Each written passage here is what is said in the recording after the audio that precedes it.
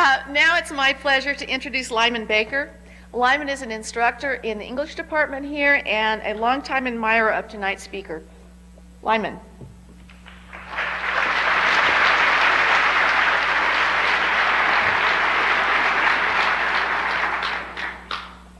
I want to begin by just mentioning some ground rules that we'll have here. Professor Chomsky, of course, will take questions, but we do need to be a little careful of his energies, and so we'll try to limit that to 25 minutes, and that means that we would like to hear from as many people as possible, and if you would please keep your questions as pointed as you can, that would be kind to your neighbors.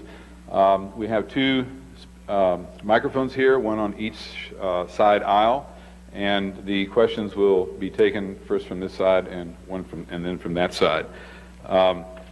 I believe there is a person from the International Coordinating Committee who is going to ask the first question. I'll ask that person to position himself or herself over on this microphone in time. It's my honor tonight to set a little context to what we're going to hear shortly. I want to do that by getting us to think a little about the notion of enlightenment. A little over 200 years ago, in 1784, the German philosopher Immanuel Kant looked back over the last couple of centuries before him and forward toward the dim future that is now us. He was living at the culmination of an era which had seen an immense progress in knowledge of the natural world. Just think for a minute of that hard-fought revolution in astronomy and physics that began with Copernicus and climaxed in Newton. It's an amazing achievement, and if we trace it out, which I'm not going to do here, we can get some inkling of the justified pride people after Newton felt in the power of human intellect to discover startling, non-obvious truths about the human situation as shaped by the laws of nature. In the political realm, too, as you know, the American Revolution had by 1784 made clear some people were beginning to think beyond what long tradition taught generations to accept as the laws that must govern human societies.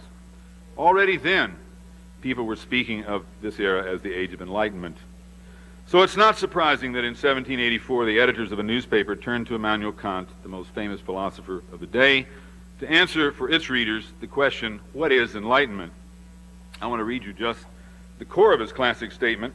He began with a definition. Must have had freshman English. And it goes like this. You'll have to listen very closely. Enlightenment is a person's emergence from his self-sustained dependency. So we have to go define those terms. Dependency is the inability to make use of one's intellect without the supervision of another. It's like a child. You have to have a tutor. You have to be told what to think. One's dependency is self-sustained. Remember, it's a self-sustained dependency that enlightenment is the emergence from. One's dependency is self-sustained when its cause lies not in defective intellect. You're retarded, you've been brain damaged, you've gone senile or insane, a terrible misfortune.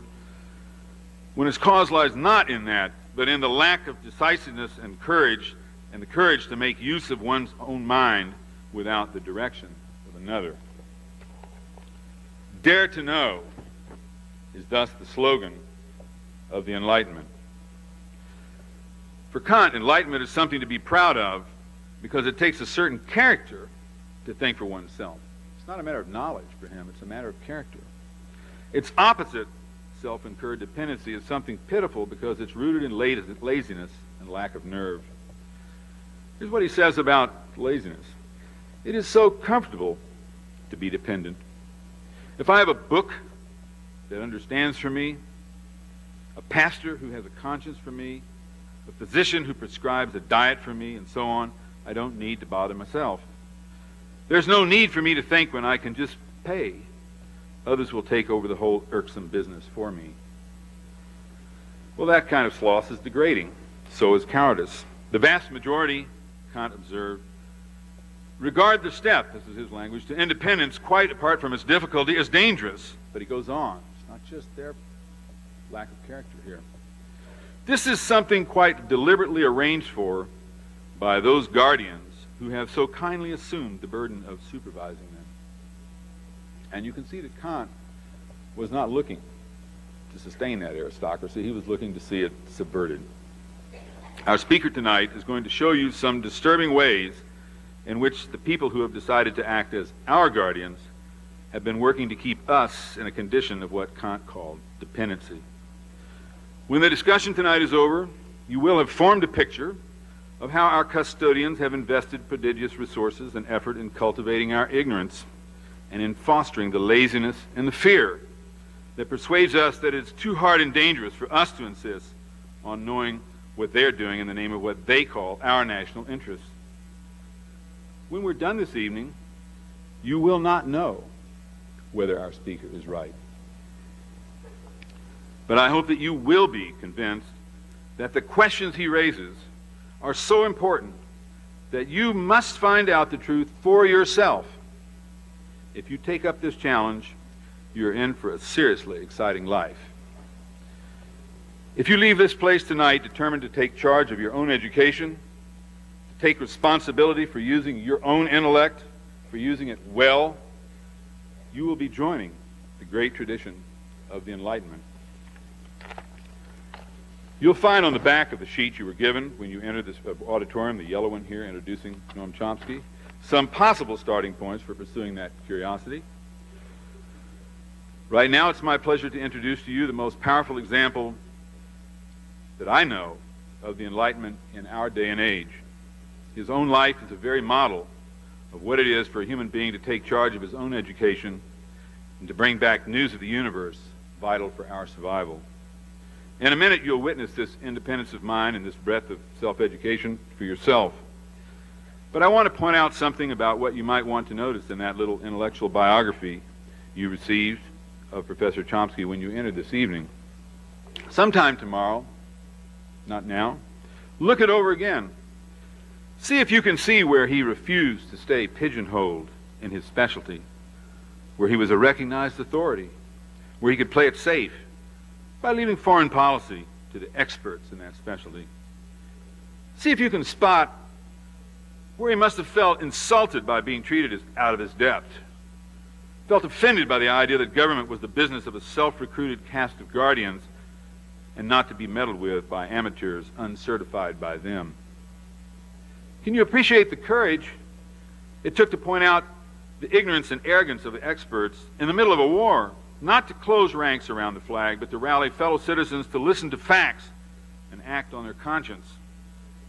And I mean unpleasant facts in the light of that very conscience. I'll mention two. Our government ran an assassination program, probably responsible for 40,000 deaths in the villages and hamlets of Vietnam. That's how we were fighting terrorism. I'll mention one more.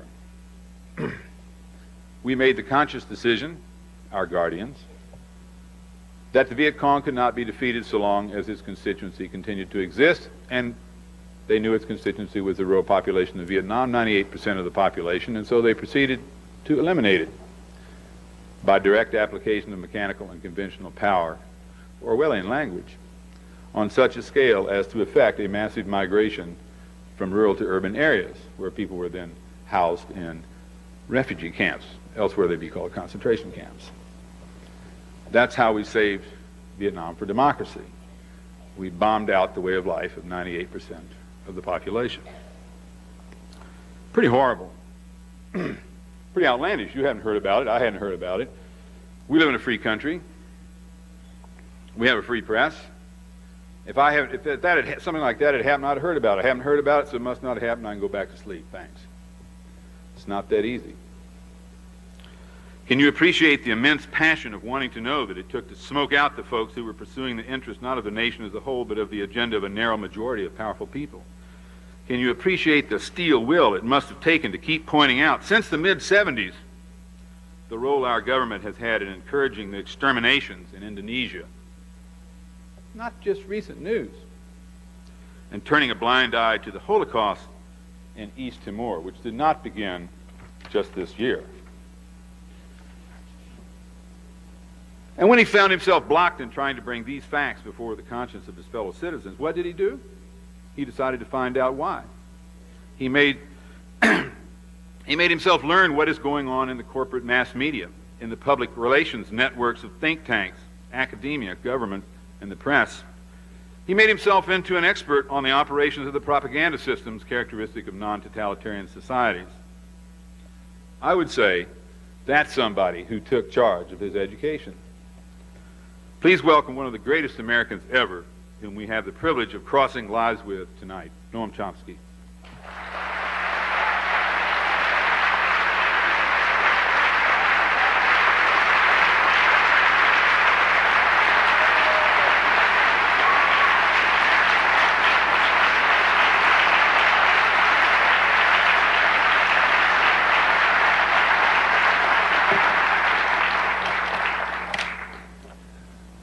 The topic for tonight, sovereignty and world order, that was actually selected some time ago, over a year ago, I think, maybe more. But the choice was prescient, as it turned out.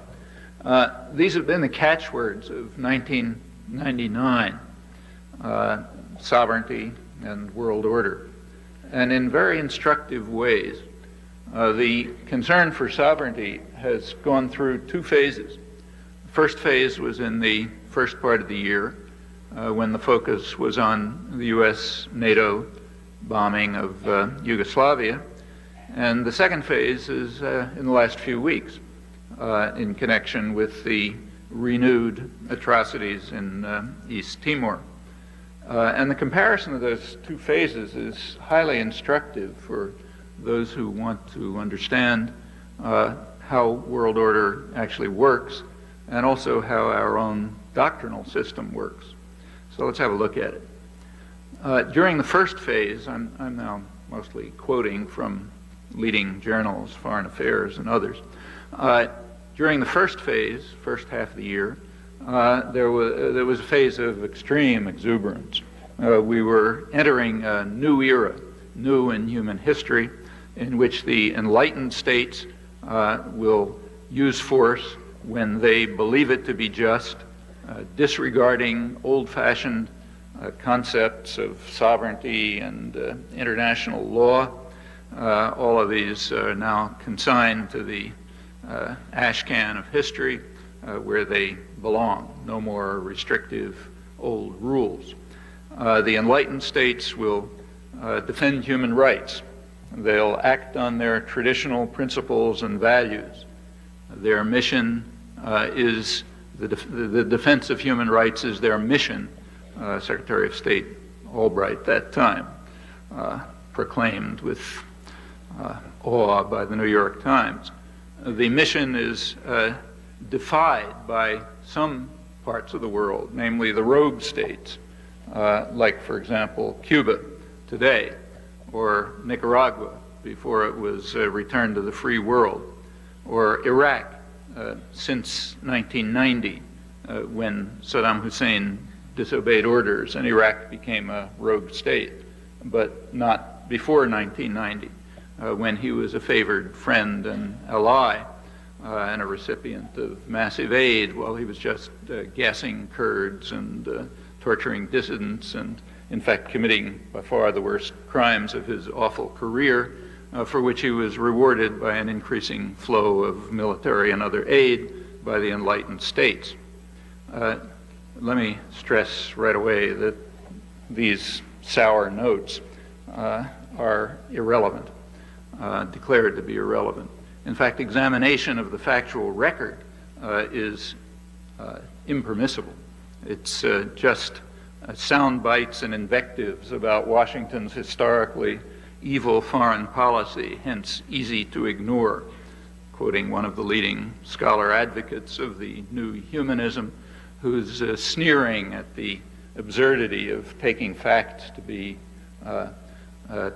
taking facts into account in assessing the theological doctrines of the enlightened states, which is quite a wise stance when you look at what the facts tell us. Well, that's the first half of the year. We were deluged with ecstatic pronouncements from leading moralists and political figures and scholars and so on about this remarkable era that we're entering under the leadership of the Enlightened States, no longer encumbered by these old-fashioned notions of sovereignty and international law. That's the first phase. Now let's go to the second phase. The second phase is the last few weeks. The tune changed, and changed very radically, as attention shifted to East Timor, where there was a renewal. Actually, since the beginning of the year, there's been a very sharp renewal, but it finally reached the point where it could no longer be ignored in the last few weeks. There was a renewal of the terror and violence and massacres that have been going on for 25 years. That's actually the worst slaughter relative to population since the Holocaust. Now it turns out that sovereignty has to receive delicate and exaggerated respect, even when there is no sovereignty, because of course Indonesia has no claim to sovereignty in East Timor, apart from the claim that resides in the support given to its aggression by the great powers, in particular the Enlightened States, in particular the leader of the Enlightened States. So here we have to have very great concern for sovereignty. Turns out that human rights don't matter. We have to put aside our mission. We have to ask for the invitation of the invaders before any move can be made, like withholding military aid and so on, because that would be intervention in a sovereign state, and we can't think of doing that. So suddenly the picture is exactly the opposite.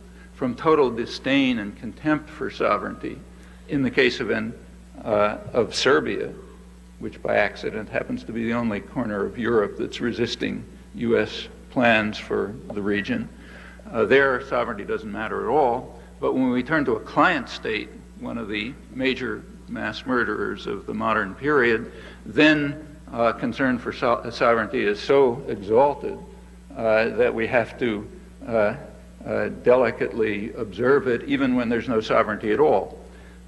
Well, it's an interesting transition, and it does raise some questions. What happened? What's the difference? One difference that might come to mind is the one I just mentioned.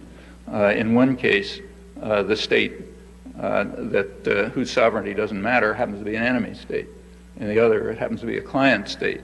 Suggests a hypothesis, but let's put it aside and ask some other questions. The first question is, I mentioned that the first half of the year was a period of enormous exuberance about the remarkable new age and, great era, enlightened states, et cetera, et cetera. What was the attitude outside the enlightened states? And certainly, who are the enlightened states? And how do you gain the rank of enlightened states? What are the criteria for membership in the club? Well, criteria for the membership in the club turn out to be very easy. It's done by definition. You become an enlightened state not by virtue of your record. In fact, the record is declared irrelevant, and if anyone were to look at the record, it would hardly provide the right qualifications, but it's just true by definition. The United States is an enlightened state by definition. It's a attack dog. Great Britain is an enlightened state as long as it follows orders. And anyone else who enlists in a crusade is an enlightened state. Everyone else is a rogue state. So it's very easy to make the distinction. What is the attitude of outside the enlightened states toward the remarkable new era? Well, you really don't find very much about that in discussion here, but if you make an effort, you can discover it. What you find is that outside of the self-defined enlightened states, there was shock and dismay over the contempt shown for sovereignty and international law. So if you go to, that's true even of some U.S. client states like Israel and Egypt, but if you go beyond to, say, India or Thailand or Latin America, the reaction was pretty uniform. Fear. Most of the world, well, their attitude was pretty well expressed by the Archbishop of São Paulo, who asked, who are they going to attack next and on what pretext? There was a considerable talk throughout much of the world about the need to develop deterrence. nuclear weapons or some other deterrent to defend oneself from the enlightened states, who now apparently feel free to do anything, to rampage at will, having no deterrent at all. In fact, if you look across the world, a fairly general, I think an accurate description would be that the more that a state had the capability to use violence at will, the greater was its contempt for sovereignty, that is, the sovereignty of others. The United States overwhelmingly had far more capability to use violence than any other competitor, and here the exuberance was overwhelming, and it declines until you get to the traditional victims. In fact, the break was very close to what's nowadays called the North-South division. That's a euphemism for the distinction between the old imperial countries and their old colonies. In the former colonies, there was shock, fear, and dismay. In the imperial states, particularly the more powerful of them, enormous exuberance over the end of any barriers to use of violence, such as these kind of musty old notions of international law and sovereignty. That's a pretty general conclusion. I think you'll find an accurate one if you look at commentary around the world, here and elsewhere.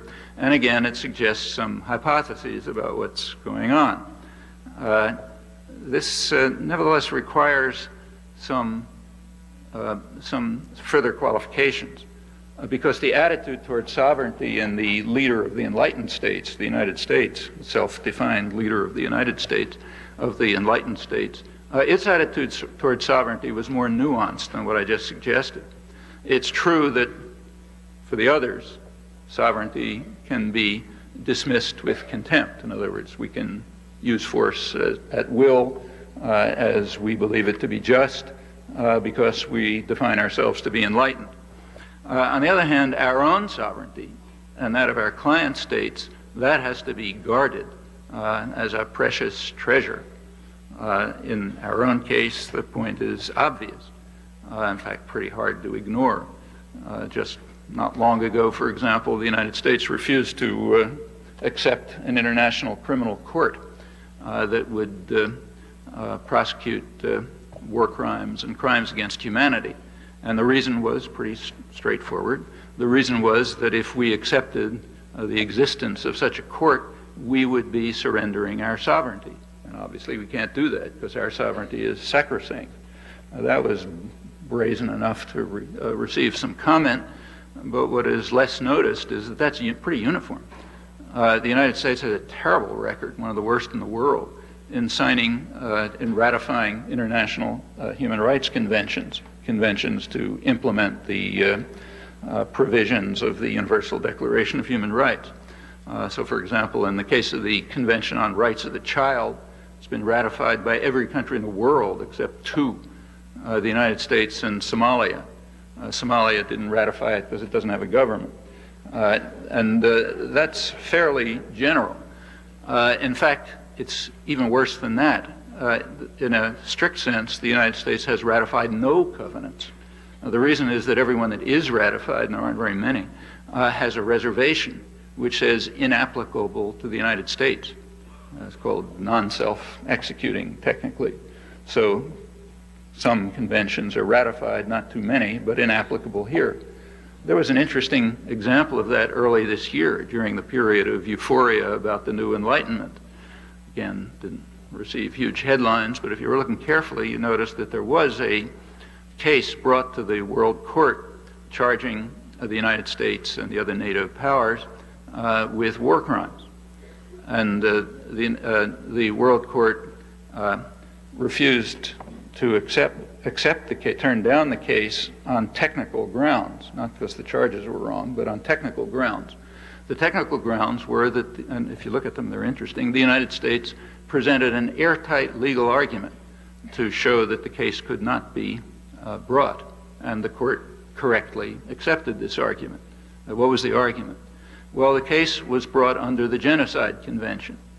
The United States had World Court rules, I should say, require that all parties to a dispute accept jurisdiction. Otherwise, the court can't adjudicate. and the U.S. argument was that the United States doesn't accept jurisdiction because even though it did sign the Genocide Convention after a delay of, I think, about 40 years, it signed it with a reservation saying inapplicable to the United States. So therefore, the United States can't be brought before the court on these charges, so it doesn't matter what their merit is. And that's a correct argument, so the court dismissed it. As I say, that's typical. Sovereignty has to be very carefully protected, like a precious jewel, when it's our own sovereignty. It's only the sovereignty of various enemies that doesn't matter, that means nothing. And that extends much more broadly. So why don't, as you know, I'm sure, the United States is practically destroying the United Nations by refusing to pay its legally obligated debts. The debts are required by treaty, but the United States doesn't pay them because that would be a sacrifice of sovereignty. Why should we allow some organization that we don't control to function if at the expense of our own freedom to act? So the U.S. just doesn't pay its debts or adhere to treaties generally.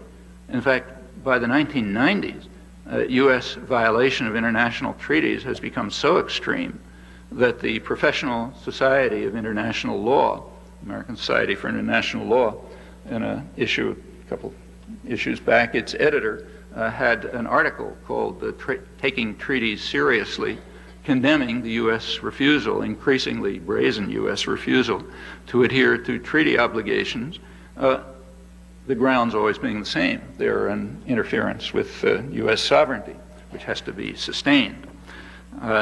The same is true of the World Trade Organization, particularly interesting case because it's a U.S. creation, but it does have rules. And the U.S. blatantly violates the rules when it chooses to, and is called to account.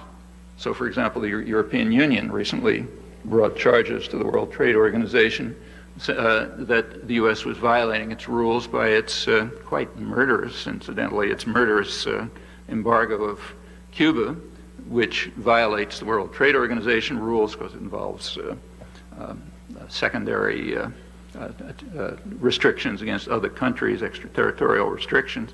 And of course, it's grossly in violation of international humanitarian law with its provisions barring food and even effectively medicine.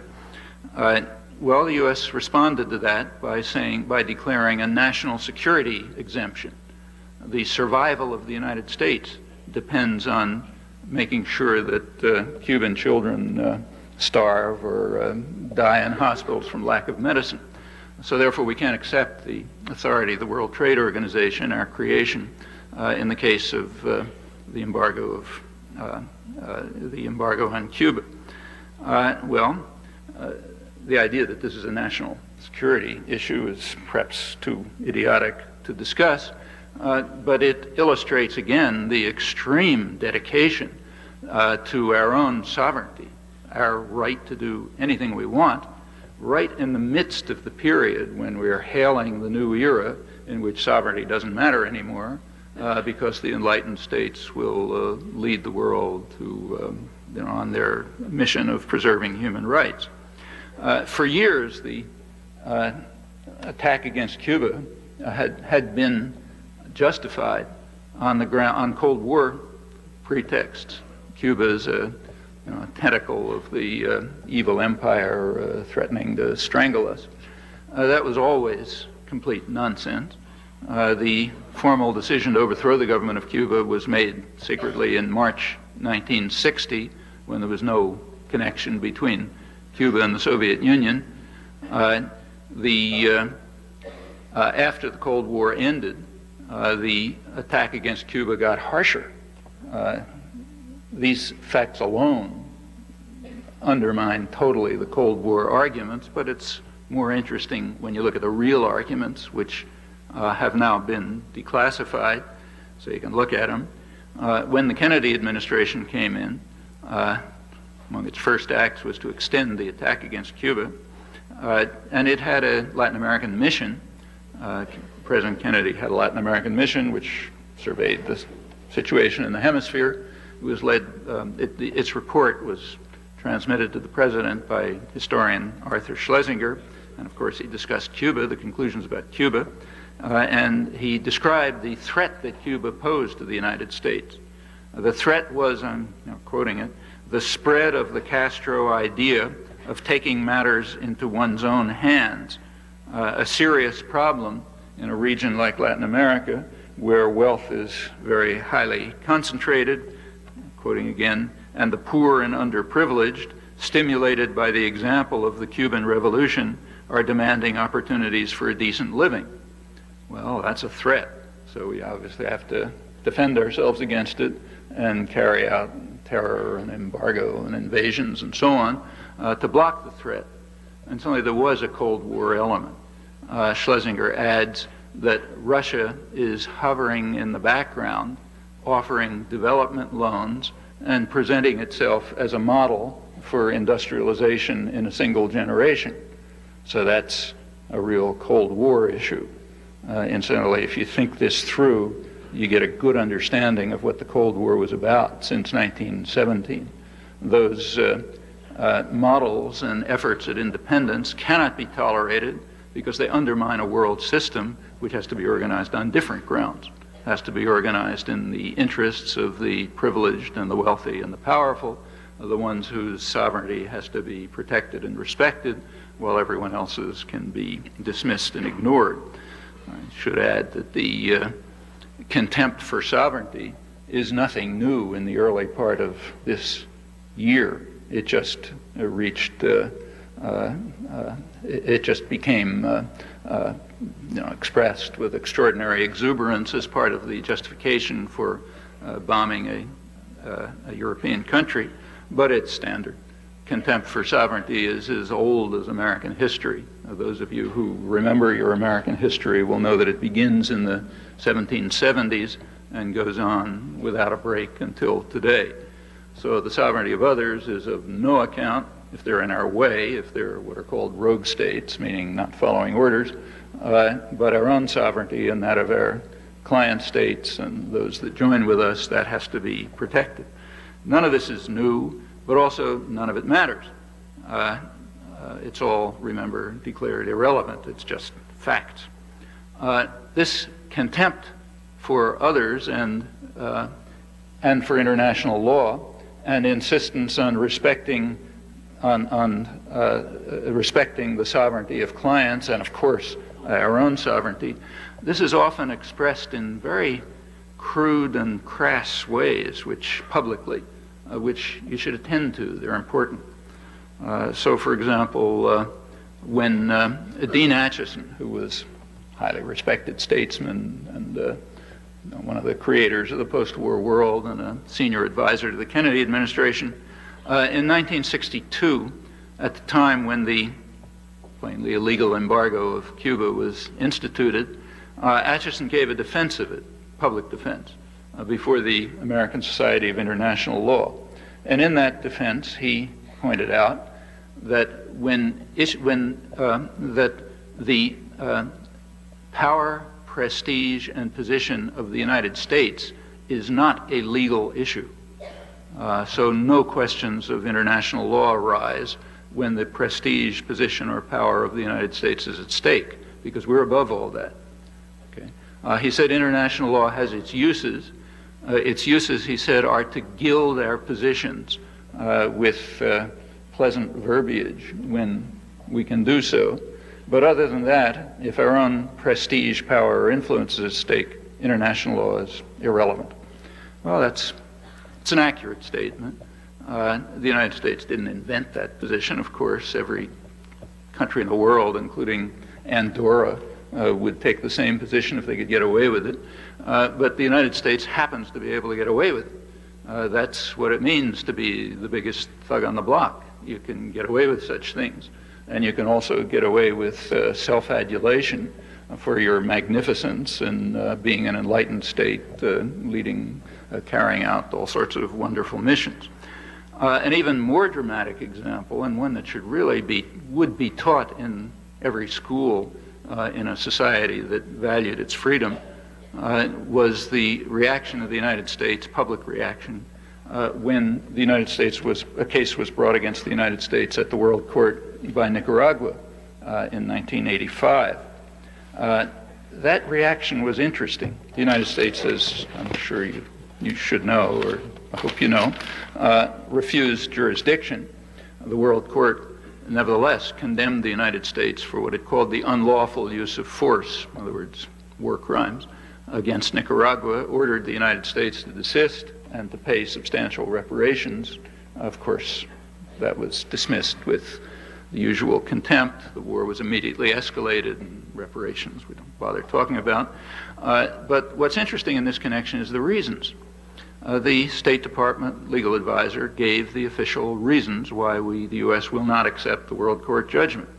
The reason is, I'm now quoting, that members of the United Nations cannot be counted on to share our views and often oppose the United States on important international questions. Hence, we must reserve to ourselves the right to decide when court rulings apply and will not accept compulsory jurisdiction by the court over any dispute involving matters essentially within the domestic jurisdiction of the United States as determined by the United States. In this case, the issue within the domestic jurisdiction of the United States was Washington's war against Nicaragua, what the court condemned as the unlawful use of force. Well, as I say, that should be taught in schools. Everybody should know that by heart. And if in a society which valued its freedom, it would be known. Also known would be the declarations of Secretary of State George Shultz, who was regarded as Mr. Clean of the Reagan administration, explaining this. What he said is the following. He said, negotiations are a euphemism for capitulation if the shadow of power is not cast across the bargaining table. And he condemned those who advocate utopian legalistic means like outside mediation, the United Nations, and the World Court, while ignoring the power element of the equation. Those remarks are not without precedent in modern history. You can think of a few examples. The delivery was carefully timed. They were delivered at the moment of the U.S. bombing of Libya, of Libyan cities, Tripoli and Benghazi, killing many civilians. Incidentally, the first bombing in history, which was planned and executed for primetime television.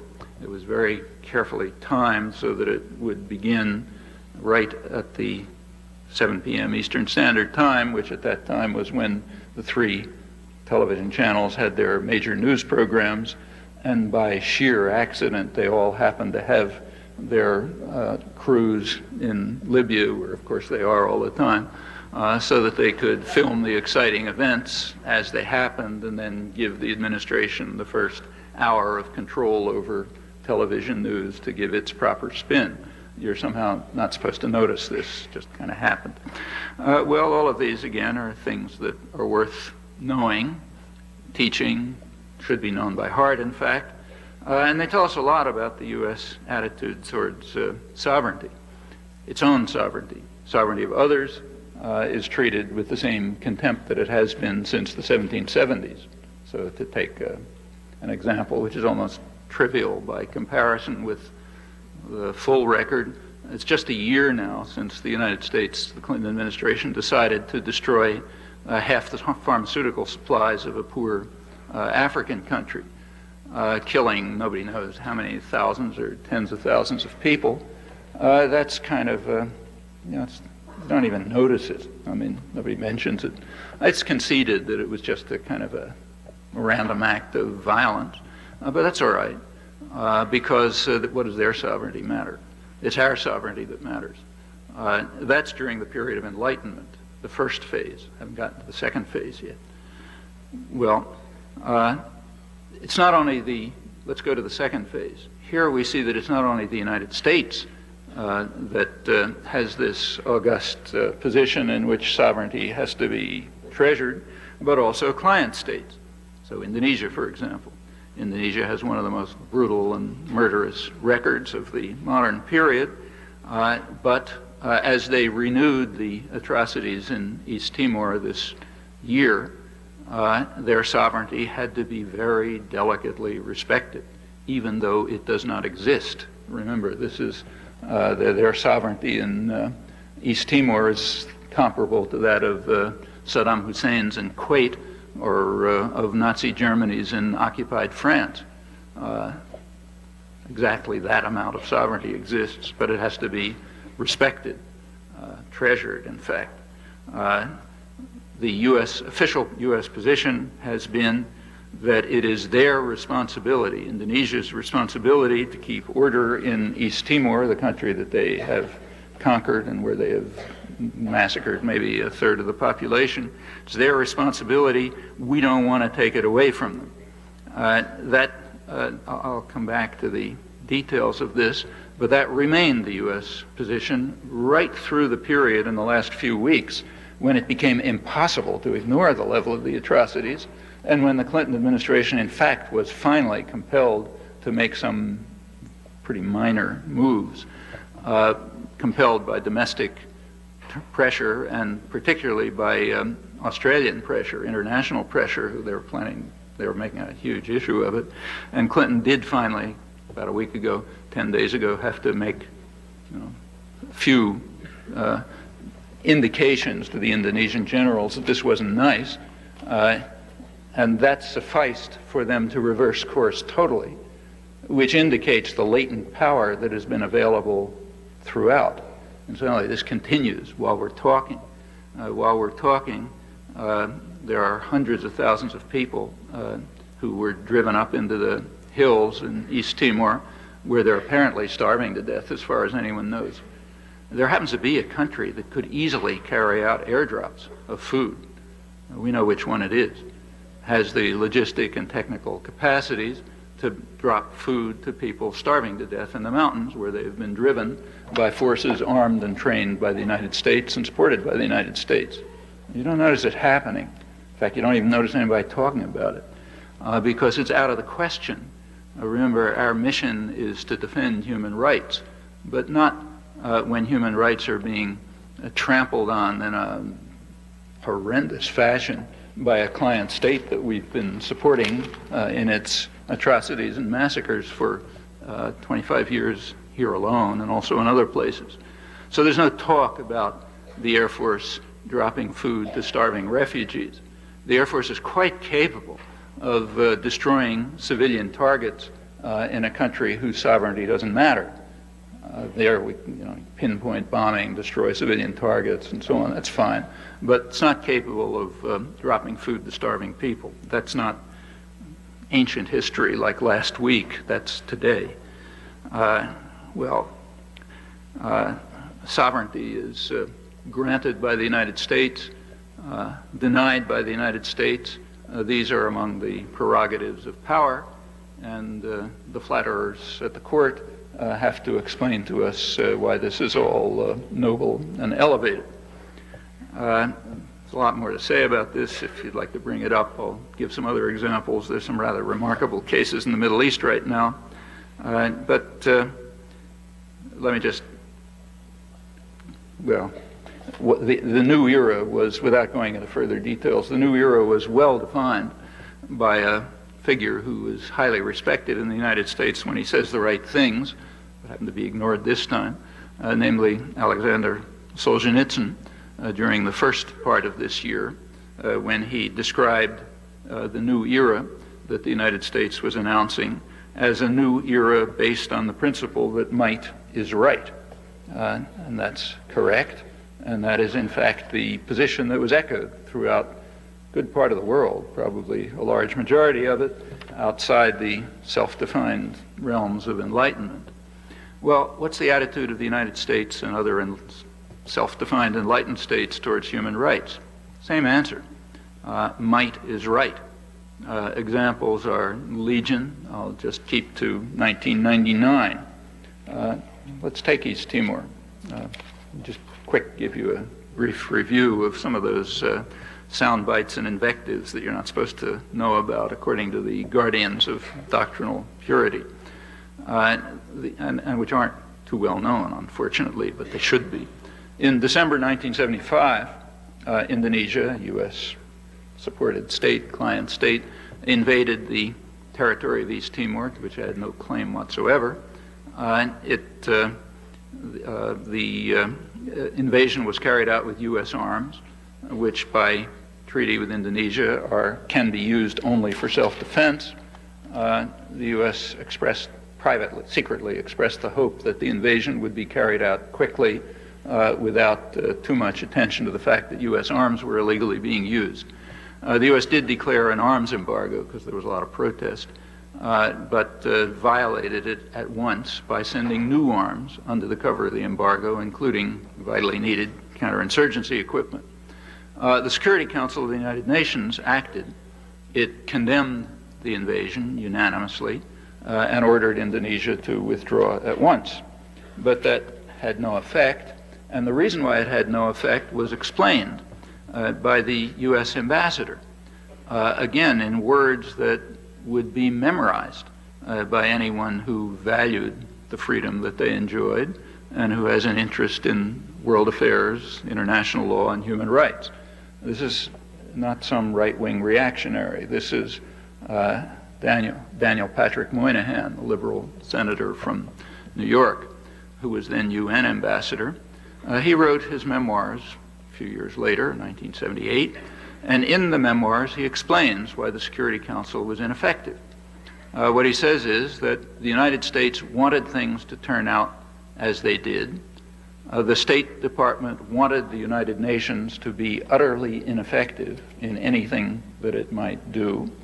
I was given the task of carrying this out, and I carried it out with considerable success. That's frank and open. He also was aware of the success. He goes on to say that in the next few months, about 60,000 people were reported killed, about the same percentage of the population as the numbers that Hitler killed in Eastern Europe during the Second World War. His comment, not mine. And then he says, well, after that, the matter disappeared from the press so that the whole thing was successful. It did indeed disappear from the press and was quite successful, but the fighting didn't stop. Only the reporting stopped. And it's also out of history. Try to find some mention of it in the discussion, which has been pretty intense in the last couple of weeks. What happened after that is that the Carter administration took over, the Human Rights Administration, and provided a new flow of arms to Indonesia, which it immediately used to carry out the attack to near genocidal levels. The people had been driven to the mountains. The Indonesian army, using new arms, jet planes, napalm, and so on, supplied by the Human Rights Administration, carried out a massive attack to drive the population down to the protection of the Indonesians, as the State Department put it. It's at that point that the church and other sources in East Timor tried to get the world to recognize what was going on. It's from that point, it's at that time that the figure of 200,000 killed, which is now widely accepted, was presented by the church as a plausible estimate. At that time was denied, now it's conceded. And so it continues right up till the present. There was a moment of hope early this year. In January, Indonesia, the Indonesian president, interim president, proposed a referendum in which the people of East Timor could decide between independence and autonomy. The Indonesian army, which runs it, reacted at once by stepping up atrocities. They sent new units of their elite special forces units, Capacus units, which are trained by and armed by the United States and are famed for their atrocities in East Timor and elsewhere. They were sent to East Timor. They organized what are called militias, paramilitary forces, consisting to a large extent of Indonesians, which immediately started carrying out large-scale terror. There's very little reporting of it here, but it was going on, it was building up. Everybody knew it was coming. The United States temporized, wouldn't do anything, refused to react. This In fact, I should say that throughout this whole period, arms and training for the Indonesians continued. Just in 1997-98, in that single year, government licensed commercial arms sales to Indonesia increased by a factor of 5. Training exercises, the Pentagon has just announced about a week ago, the training exercises continued up until August 25th, 5 days before the referendum. This was called training in humanitarian training and disaster relief. Orwell couldn't have said it better. What happened next, the referendum took place despite the incredible, right in the middle of this, so like in April when atrocities were really peaking. The United States did send a military mission. The head of the Pacific Command, Admiral Blair, was sent to talk to General Wiranto, the Indonesian chief of staff, in theory, to tell him to call off the massacres. Turned out what he actually told him was that the U.S. would continue to provide assistance and support. This was revealed recently by Alan Nairn, an independent journalist who's done a fantastic job there and elsewhere, and in fact has been in an Indonesian jail for the last couple of days without any report here. Was finally released, probably under mostly congressional pressure. Admiral Blair went to give this message just shortly after one of the really ugly massacres, the killing of about 60 people in a church in which they'd taken refuge, brutal murder, just one of many. Well, what happened? The population, in a remarkable display of heroism, went to the polls. Despite large-scale terror, intimidation, killings, tens of thousands of people driven into the hills to hide. Nevertheless, about almost 99% of the population braved it and went to the polls and voted overwhelmingly for independence. The reaction to that was steps to virtually wipe the country out. In the next couple of weeks, we're now in early September, massacres, nobody knows how many people were killed. Thousands, tens of thousands, maybe half the population or more was expelled from their homes, just huge atrocities. Finally, as I mentioned, the United States was compelled to take a stand, to register objection, at which point the Indonesians called it off, meaning they could have done it all along. Well, to its credit, the New York Times ran an op-ed about this. Give credit where credit is due. On September 15th, an Indonesia historian, John Rusa, who was an observer at the elections, wrote a good op-ed in which he pointed out the truth. He said, given that this last pogrom was so predictable, it was easily preventable, but Clinton dithered and refused even to discuss sending peacekeeping forces. That's true. That's exactly what was going on all this year as the Australians got more and more furious at U.S. refusal even to consider a peacekeeping force. Those who have some historical memory would know that this is a replay, an ugly replay of almost exactly what happened 20 years ago. 20 years ago, after this huge massacre in which hundreds of thousands were killed, finally Indonesia agreed to allow members of the Jakarta Diplomatic Corps to make a brief visit to East Timor to see they felt secure enough to allow some in. One of them was Carter's ambassador, Ambassador Masters. Ambassador Masters witnessed a disaster which those who were with him compared with Biafra and Cambodia.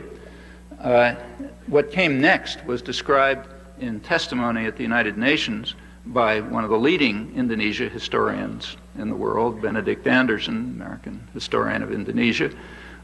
He testified that Ambassador Masters delayed for 9 long months, refusing to request humanitarian aid even internally in the State Department until the Indonesian generals gave him the green light, saying that they felt secure enough to allow the Red Cross in and to allow humanitarian aid in. In other words, just what happened again in the last couple of weeks. Same story, repeated. Well, all of this, unfortunately, happens to be rather typical of the attitude towards human rights, as do the reasons. The reason why the reasons were actually stated pretty frankly in the last couple of weeks, several times, including by a senior Western diplomat in Jakarta in Indonesia, who said it very simply. He said, Indonesia matters, East Timor doesn't. It was explained in more detail in a front page story by two Asia specialists of the New York Times, who pointed out accurately that the Clinton administration had to make a calculation in which they compared on the one side the importance to us of a resource-rich country of a couple 100 million people, from which we make enormous profits, and on the other side a poor, impoverished country of 800,000 people. You make that calculation, it's pretty obvious how to react. It was put more graphically by high American officials who early in the year said, in East Timor, we don't have any dog in that race. In other words, it doesn't matter what happens there. Just a few weeks ago, they changed their tune. They said, yeah, we do have a dog in the race, a big dog, namely Australia. Australia's making a fuss, and they matter, so now we have a dog in the race, so we have to change. What about the population of the country who have been tortured and massacred with our aid for 25 years? They're not even a small dog. Well, that's the way human rights really work. Let me just go back to the first phase and ask what was the first phase of the year. Let's ask what was happening then. In April, last April, right in the midst of this euphoria about the grand new era and so on, there was an anniversary, the 50th anniversary of NATO in Washington, widely reported. It wasn't a joyful anniversary because the meeting was under the somber cloud of ethnic cleansing in Kosovo, and therefore, a lot of gloom and concern about ethnic cleansing. It took a good deal. You have to admire the commentators, journalists, and others who were able somehow to overlook the fact that some of the worst ethnic cleansing of the 1990s was within NATO, not across its borders, but within NATO, namely in its southeastern corner. In Turkey, NATO member, under the jurisdiction of the Council of Europe and the European Court of Justice, which regularly hands down condemnations for ethnic cleansing and other atrocities, 8 of them last year. And that was no small affair, way beyond Kosovo. 2 to 3 million refugees, about 3,500 villages destroyed, 7 times Kosovo, tens of thousands of people killed, Kurds, all far beyond Kosovo, even after the bombing, let alone before the bombing. How did it happen? Well, it happened thanks to the Clinton administration. As the atrocities peaked, the Turkish government uses approximately 80% U.S. arms. As atrocities mounted through the 1990s, after the Turkish government rejected in 1992 peace negotiations offers from the Kurdish rebels, atrocities picked up. That's when those numbers I just mentioned came. And the Clinton administration sent an increasing flow of arms. In fact, Turkey became the leading military importer in the world.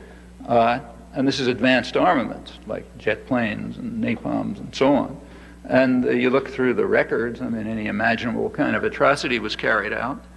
All of this right within NATO, right in the 1990s, actually continuing now, ignored at the NATO anniversary meeting, and in fact, throughout. Take a look do a database search on the press.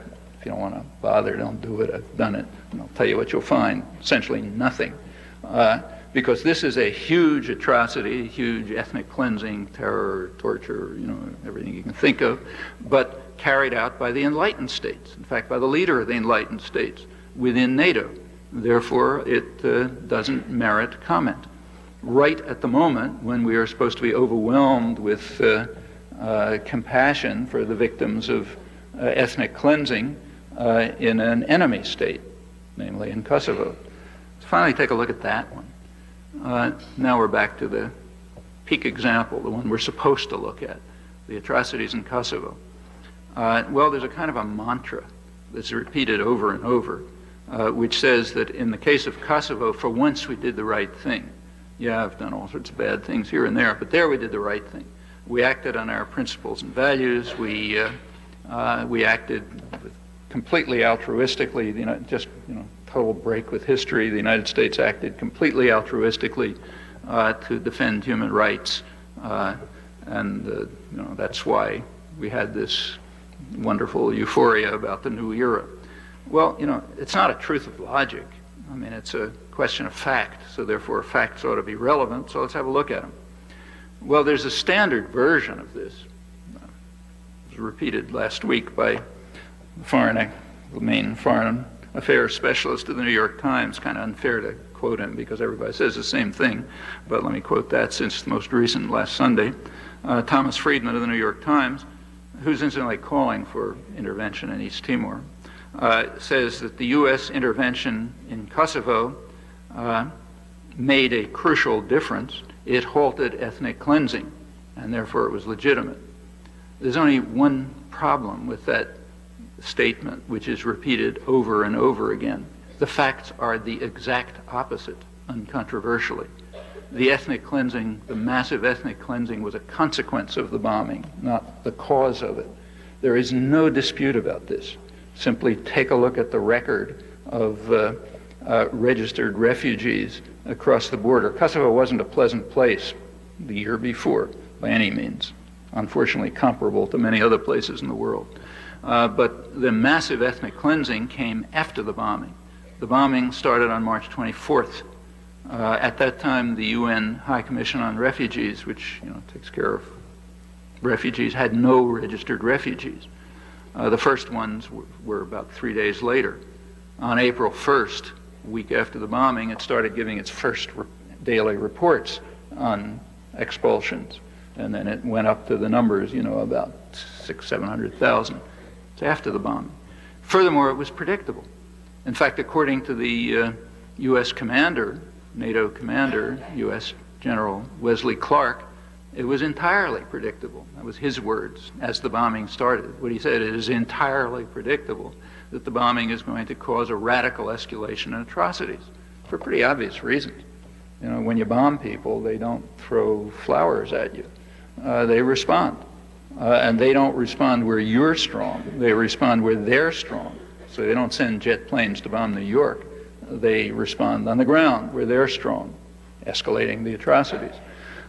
Furthermore, General Clark went on to say that the NATO operation, I'm quoting him, was not designed as a means of blocking Serb ethnic cleansing. Well, that's true. It couldn't have been, because the ethnic cleansing was, the worst ethnic cleansing by far, was stimulated by the bombing. It was a consequence, not a cause. Furthermore, although the bombing was predicted and the atrocities were predicted and predictable, there was no preparation for them. In fact, it's worse than that. Shortly before, the United States had proceeded to defund the UN, the High Commission on Refugees, which is responsible for taking care of refugees. They had to cut their staff sharply in January because of U.S. refusal to pay dues. So not only did the United States and Britain refuse to make any preparations, they proceeded to defund the organizations which would have to take care of the refugees that were going to be generated, predictably, according to the commander, by the bombing they were carrying out. Well, put all that together and it increases the criminality of Clinton and Blair by quite a substantial measure. That only scratches the surface. There's no time to go into further details, but I really urge you to take a closer look. I've reviewed a lot of this in print if you're interested, but you can find the facts easily enough. They're not obscure. And what they reveal is that even in the single chosen case, it is totally impossible to believe a single word of the exalted rhetoric, let alone all the other cases that aren't discussed, like the ones I've been talking about. In fact, if you look a little bit further in history, you find that all of this is completely familiar. It's a kind of a tragic or worse, maybe obscene replay of what was going on a century ago. Just a century ago, there was the same talk about how the enlightened states must bring civilization to the backward people of the world and must disregard sovereignty or anything else because they have their mission of bringing civilization, Christianity, and human rights. It was the concert of Europe and the United States and the Philippines and so on. Well, we know exactly what the consequences of that were. We don't have to wait to see. We have a century of history to show how that enlightenment was brought to the world. Is there any rational reason for expecting this phase of it to be any different? Most of the world doesn't think so. Outside the self-defined enlightened states, there's plenty of fear and concern over the revival of some of the worst days of European imperialism and the arrogance and self-adulation that went along with it. Well, this goes way back in history, and there's other principles, if you like, that also are deeply rooted and that we ought to maybe near universals. I'll just end with those. They're pretty obvious. I don't think there's anything profound. For people like us, that is, relatively privileged people in quite free societies, all of this is under control. None of it's inevitable. Terrible crimes are committed if we allow them to be committed. It's as simple as that. We're not talking about things happening on Mars or crimes being committed by Attila the Hun, but crimes being carried out by forces that are in principle under our control if we want to control them. We're not confronting laws of nature. These are questions of will and choice. You can't undo the past, but at the very least, you can look at it honestly. You can choose to look at it honestly, to learn lessons from it, and to use those lessons to affect the future.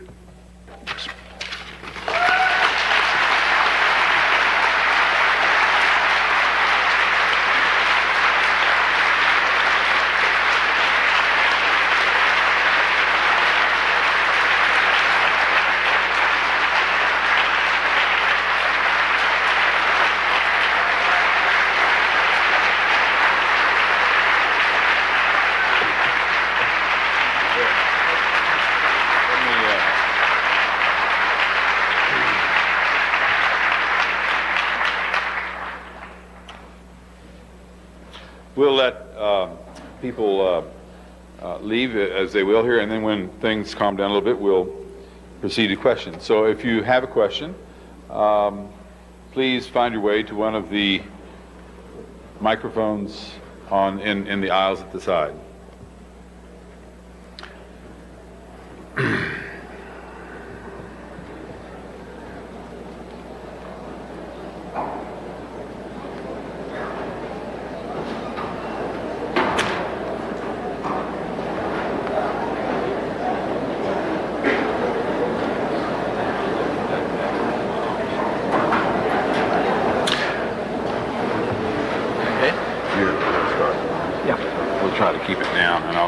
What I'll do is I'll Where are the mics? One is right here.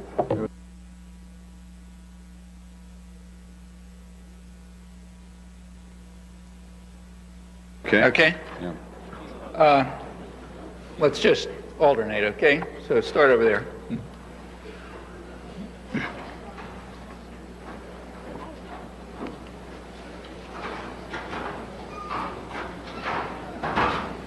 Thank you for taking my question.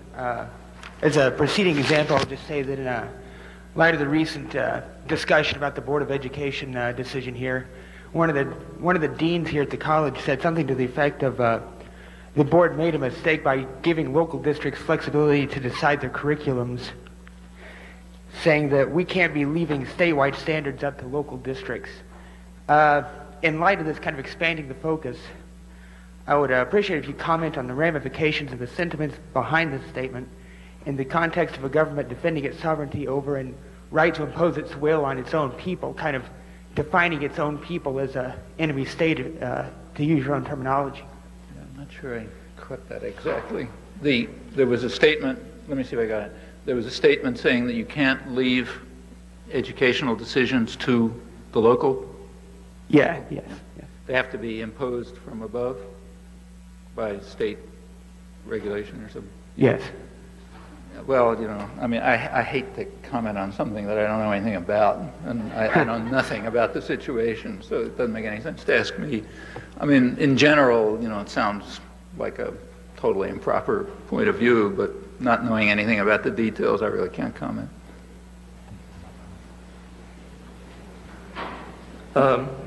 You said in your talk, really, that governments, the enlightened states, act in their own self-interests as they perceive them, and that's not news, just like all the other states do. And you said that when they do so, they engage in hypocrisy, and they do so inconsistently, and that's not news either. But I kept waiting for the second part of your talk, where you would tell us how to respect national sovereignty and still deal with guys like Milosevic and Saddam Hussein and General Wiranto and Assad and people like that. And Bill Clinton and Tony Blair and lots of others. Yeah. I mean, I think it's a problem. Incidentally, I'm sorry, did I interrupt? Okay, I didn't mean to Let me interrupt. just make Go a few ahead. more Yeah. points. Yeah. It seems to me that, in a sense, you're setting up a straw man because, I must admit that I had the same feelings you do about whether the United States has the right to go into Panama and decide what kind of government they should have, or to go into Guatemala, or to go into Nicaragua. But it is a real problem, and I think that it's not really served by setting up a straw man. I mean, it seems to me that you, in a sense, you're setting up a straw man when you say the enlightened states. Well, they call and don't distinguish. that's not my phrase. They're calling themselves the enlightened states. Okay. Yeah, that's a quote. Right? But I don't think they're enlightened states. But the United States of Nixon is not the same as the United States of Carter, is not the same as the United States of Bush. Really? I mean, was it which was the United States that was sending arms to Indonesia when they killed 200,000 people in East Timor? That was Carter. We're not allowed to say that, What we're allowed to say, like, for example, Anthony Lewis, the New York Times, at the outside limits of dissent, is allowed to say that Kissinger did some bad things. Let's wait for someone to say what Moynihan and Carter and Richard Holbrooke, our current ambassador at the United Nations, what they were doing. In fact, they were presiding over the worst period of the atrocities. And what did the United States have to gain by intervening in Somalia? In Somalia, we know exactly what they had to gain because they told us. The chairman of the Joint Chiefs, Clayton Powell, described this as the best public relations operation for the Pentagon that he could imagine. They needed his picture, which I think is plausible, is that there was problems about raising the Pentagon budget, and they needed something that would be, look like a kind of a cakewalk, which would give a lot of prestige to the Pentagon. Somalia looked easy. Let's look back at the background. For years, the United States had supported a really brutal dictator who had just devastated the country. He was finally kicked out. After he was kicked out, and it was 1990, the country sank into total chaos and disaster with starvation and warfare and all kind of horrible misery. The United States refused certainly to pay reparations, but even to look. By 1992, by the middle of 1992, it was beginning to ease. The fighting was dying down. Food supplies were beginning to get in. The Red Cross was getting in roughly 80% of their supplies, they said. There was a harvest on the way. It looked like it was finally sort of settling down. At that point, all of a sudden, George Bush announced that he had been watching these heartbreaking pictures on television on Thanksgiving, and we had to do something. We had to send in humanitarian aid. The Marines landed in a landing which was so comical that even the media couldn't keep a straight face. Take a look at the reports of the landing of the Marines. It must have been the first week of December 1992. They had planned a night, there was nothing that had gone on, but they planned a night landing so they could show off all this fancy new night vision equipment and so on. But of course they had called in the television stations, because what's the point of, PR operation for the Pentagon if there's nobody to look for it. So the television stations were all there with their bright lights and that sort of thing. And as the Marines were coming ashore, they were blinded by the television lights. So they had to send people out to get the cameras, the cameramen to turn off the lights so they could land in the fancy new equipment. As I say, even the media could not keep a straight face on this one. And they reported it pretty accurately. Also reported the PR aspect. Well, the idea was, you could get some nice shots of Marine colonels handing out peanut butter sandwiches to starving refugees, and that would all look great.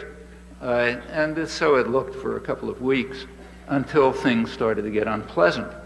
As things started to get unpleasant, the United States responded with what's called the Powell Doctrine. The United States has an unusual military doctrine. It's one of the reasons why the U.S. is generally disqualified from peacekeeping operations that involve civilians. Again, this has to do with sovereignty. U.S. military doctrine is that U.S. soldiers are not permitted to come under any threat. That's not true for other countries. So countries like, say, Canada or, the Fiji Islands or Pakistan or Norway, their soldiers are coming under threat all the time. The peacekeepers in southern Lebanon, for example, are being attacked by Israeli soldiers all the time and have suffered plenty of casualties, and they don't like it. But U.S. soldiers are not permitted to come under any threat. So when Somali teenagers started shaking fists at them and more, they came back with massive firepower, and that led to a massacre. According to the U.S., I don't know the actual numbers, but according to the U.S. government, about 7,000 to 10,000 Somali civilians were killed before this was over. There's a close analysis of all of this by Alex de Waal, who's one of the world's leading specialists on African famines and relief altogether, academic specialist. His estimate is the number of people saved by the intervention and the number killed by the intervention was approximately in the same ballpark. That's Somalia. That's what's given as a stellar example of a humanitarian intervention. The other example that's given, if you want, I'll go through it, is Haiti, which tells the same story. It was an atrocity. In fact, if you can, I've been curious. Here's an exercise for you. I've tried it myself. You can try. See if you can find all through history, human history, an example of a humanitarian intervention. That is an intervention that was undertaken by some state with humanitarian intent. Okay? Now, if you look at the big, thick case books of international law, international humanitarian law, you find some examples. They point out that it's really hard to find an example, but they give a few, Well, you take a look. I won't, if you want, I'll go through them. I've done it. If you go through those examples, they collapse on inspection. It's extremely hard to find them. This may be the null set. It's not clear that there ever has been a humanitarian intervention. That is, one with humanitarian intent. There are interventions that have had humanitarian consequences, which is something quite different. In recent years, there have been several, and it's instructive to look at them. There are two that are the most dramatic cases. One of them was the Vietnamese invasion of Cambodia in December 1978, which kicked out Pol Pot and did terminate huge massacres just as they were peaking. The worst massacres, piles of skulls you see all the time. They were in late 1978, and that's when the Vietnamese invaded. They threw out Pol Pot. That ended those atrocities. How did the United States respond to that? Well, bitterly condemned what were called the Prussians of Asia, and they were punished for their crime of terminating Pol Pot's atrocities. First, they were punished by a Chinese invasion, which the U.S. supported. Then they were punished by an extremely harsh embargo. It's not bad enough what we did to Vietnam, but they had to be punished again because of the crime of throwing out Pol Pot. That was the reaction to that intervention. The second major case in the modern period is the Indian invasion of East Pakistan, what's now Bangladesh, in, 1971, I guess. That also stopped a huge massacre. How did the U.S. respond to that? Well, they practically went to war with India. Seventh Fleet was sent into the Bay of Bengal, all kind of threats, embargoes, this and that. Total fury. At that point, the reason for the fury apparently was primarily that Kissinger was furious because he was planning a secret trip to China through Pakistan, and I think he seemed to be concerned that he was going to lose some good photo ops because of this. Those are the two major interventions of the modern period that have had humanitarian consequences, and the reaction of the enlightened states to them, self-declared, it's not my term, is instructive. In fact, the historical record is quite instructive. I really urge people to have a look at it. I have a book that just came out that runs through a lot of this stuff, but scratches the surface again. Take a careful look. I thought the note you finished on was somewhat enlightening and somewhat inspiring, but a little almost naive in that we have such a grasp on what the U.S. government does that we can actually do something to change foreign policy. I mean, people have tried before, and for instance, dissidents like those at Ludlow, it didn't work out so well for them. Oh, I don't agree. What, the country's what changed a lot, and it's gotten a lot better. I mean, there are all kind of horrible things in U.S. history which don't happen anymore, and in the history of other countries too. They didn't. I mean, like there used to be slavery, for example. Is there slavery? What was done to the indigenous population is horrendous. But up until pretty recently, it wasn't even acknowledged. As recently as 20 or 30 years ago, it wasn't even acknowledged. Now at least it's acknowledged. Okay, that's an improvement. In the John F. Kennedy, back 1961, was perfectly capable of sending the U.S. Air Force to bomb another country. Authorized napalm, started driving the rural population into concentration camps called strategic hamlets, set off an ethnic cleansing program that ended up with about 10 million refugees. There wasn't a peep of protest. Go back and take a look. When the war against South Vietnam, which is what it was, began in 1961-62, there was no protest whatsoever. I mean, if the U.S. wants to send the Air Force to bomb some other country and to smash it, kill who knows how many people, who cares? You can't do that now. I mean, now it's extremely hard for the government to use violence, and they recognize it. Those are changes. And there are many other changes. The civil rights movement introduced huge changes. The rights of women have completely changed, and rights of working people too. I mean, it wasn't until the 1930s that there was even in the 1920s, the unions were totally smashed by violence. It wasn't until the 1930s that you got the right to organize. If you look over history, there has been constant struggle, including the one you mentioned, like the Ludlow massacre, sometimes defeats, but over time, things improve, and they improve through struggle, not gifts from God. Take just East Timor. Let me just take this last example. I mean, when all of these horrors were going on in the late 1970s, it was impossible to get a word about them. That was much worse than it is now. But you literally could not get a word. Ben Anderson's testimony, which I mentioned, he is maybe the leading Indonesia scholar in the world. It wasn't reported. I think I'm the only person who reported it. Now, it's now 20 years later, same story was replayed, and in fact, it was reported. It was even an op-ed in the New York Times by an Indonesia historian.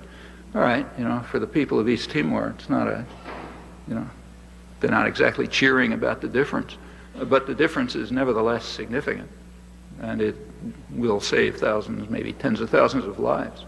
That didn't just happen, It happened because at first an extremely small number of people, I can virtually name them, mostly young people who dropped out of school to work on it and so on, just kept plugging away at it. And finally got enough people in Congress interested so that they started pressuring and finally got a solidarity group going. And were able to lobby, and finally broke through the media barriers too. That's how things happen. Pardon? No. The least of it. Yeah.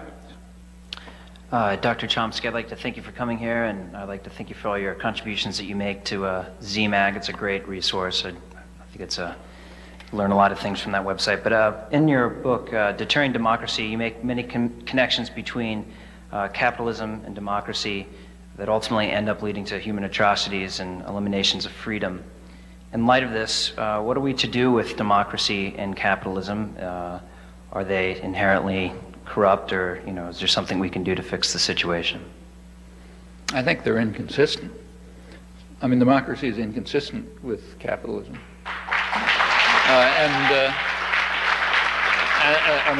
This goes beyond the depth. I mean, I basically agree with 2 or 3 people who said this is kind of superficial. I agree. It's pretty superficial. Just happens to be contrary to everything you read and hear, but nevertheless it is superficial.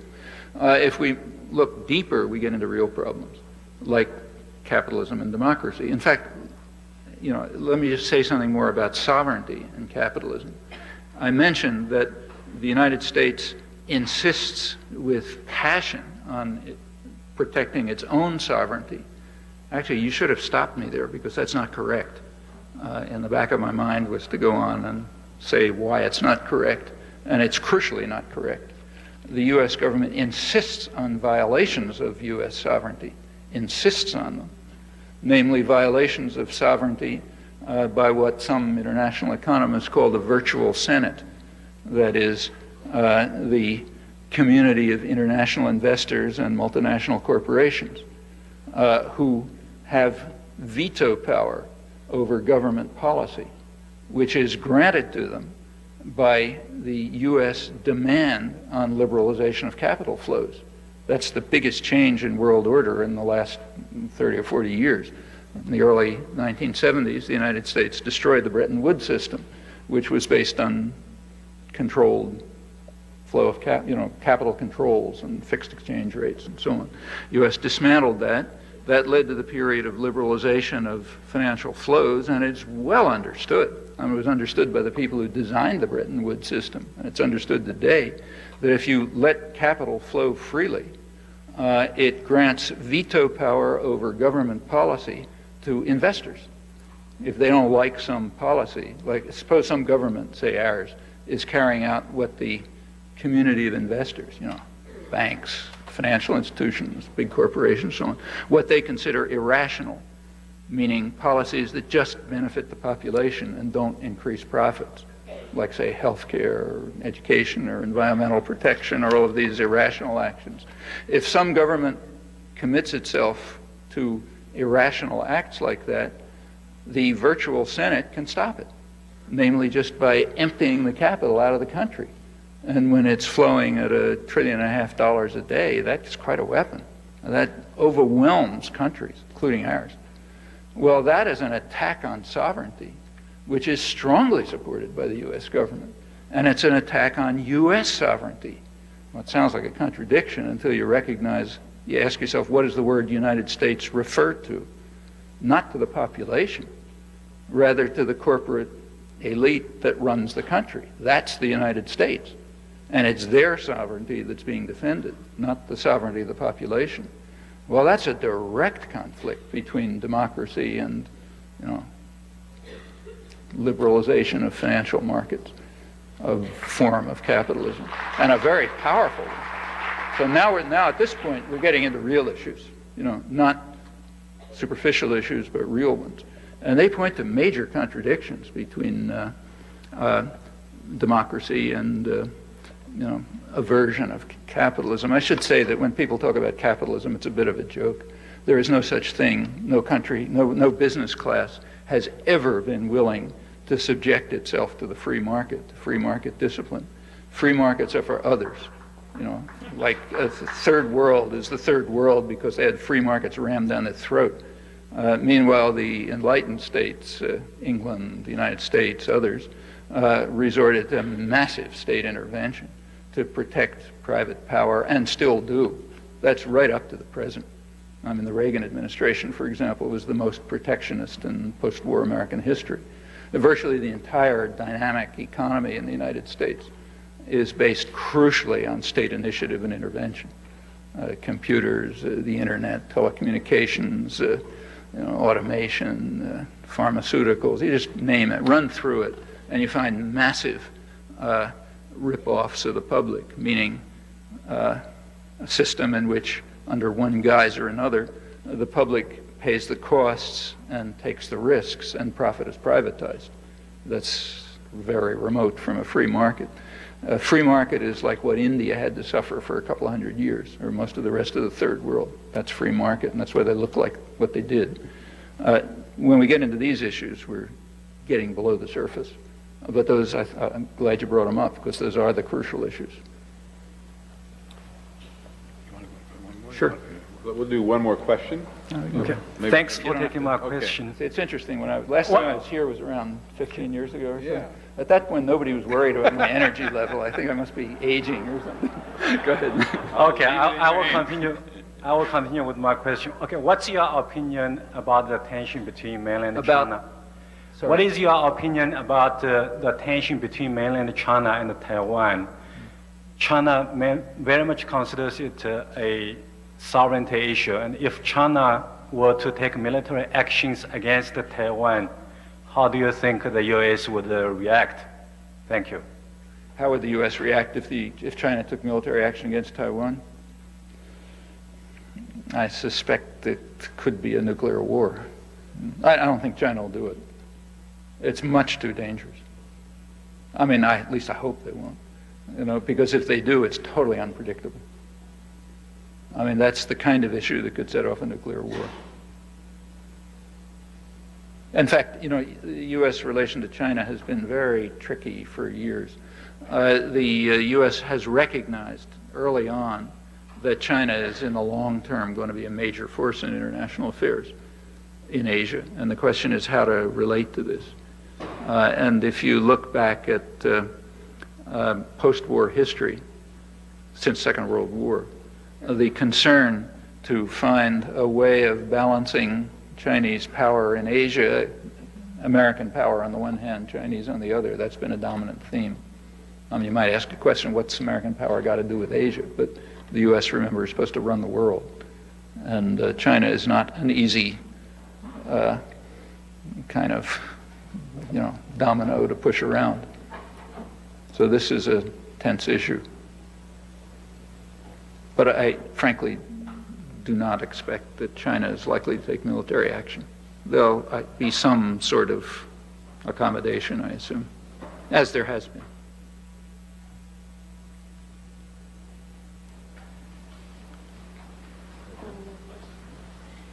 My question may fall in line with that last one in an oblique sort of way. I'm wondering what you have gleaned or what you might suggest to us about the accidental U.S. bombing of the Chinese embassy in Belgrade. I find myself quite stumped about that one. Cynical, but stumped, and hoping it's true. It was just an accident and we had the wrong military map, but what do you think? The Chinese certainly took it to be very serious. Yes. In fact, about the only place you could read that in the United States, their reaction, as far as I know, was in an advertising insert in the Washington Post. They took out a big insert, like 10 pages or so, which were English translations from the Chinese press, which were pretty angry, bombing the embassy, killing three journalists, and they took it to be a deliberate act. Frankly, I just find that extremely hard to believe. So do I. I mean, I can't imagine why the United States would have bombed the Chinese embassy. That's crazy. My suspicion is it's just plain ordinary incompetence. The incompetence, and you shouldn't be surprised at that, the incompetence of intelligence agencies is legendary. I mean, every one of which you have records at all, whether it's the CIA or the Israeli Mossad or British what are they, M6 or whatever they're called. I mean, they're just error after error. Usually because of extreme ideological controls. In fact, their errors are not unlike those of political analysts in the civilian sector, which is not surprising because they come from the same background and they're under the same ideological controls. I mean, some of them are almost unimaginable. Let me just give you a couple of examples which indicate to me that they're perfectly capable of bombing the wrong place on an old map. I mean, just take Vietnam. I mean, that was the top issue in American international affairs for 30 years. And we have a record of intelligence, a very unusual record of intelligence, because it was not released by the government, it was stolen from them. So it's like capturing enemy archives. That's the Pentagon Papers. That's 25 years, has a 25-year record of high-level intelligence, raw intelligence. CIA, DIA, whole bunch, State Department intelligence, a lot of it is in there. And it's very intriguing to look at it. In fact, that's the most interesting revelation of the Pentagon Papers, in my view, by far, is the intelligence record. Here's roughly what happened. If you're interested, I've gone through it in print in detail, but here's the main story. In the late 1940s, the United States was kind of unclear about which side to support. That was true in Indonesia. It was true in Vietnam. Do you support the colonial power that's trying to reconquer it, or do you support the indigenous government and then try to take them over? That was the question. And they made different decisions in different places. In the case of Indochina, for whatever reasons, they decided at one point to support France in its reconquest of Indochina. Well, at that point, essentially orders went to the U.S. intelligence community, CIA and others, to demonstrate what was required. What was required to justify the support of France was that Ho Chi Minh and the Viet Minh were agents of either the Russians or the Chinese, didn't really matter, one or the other. But they had to be agents of the international communist conspiracy. Okay, that would then justify support of the French reconquest. Everybody knew that was untrue, but that was plainly required for doctrinal reasons in order to support France in its reconquest.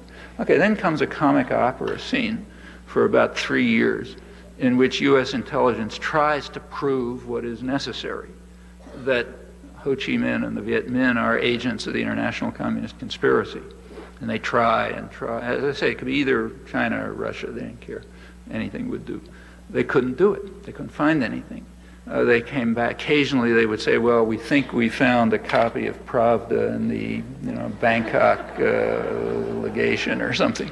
But finally the intelligence concluded, look, this is very weird, but this is the only place in Southeast Asia where a nationalist movement has no connections at all with China or Russia.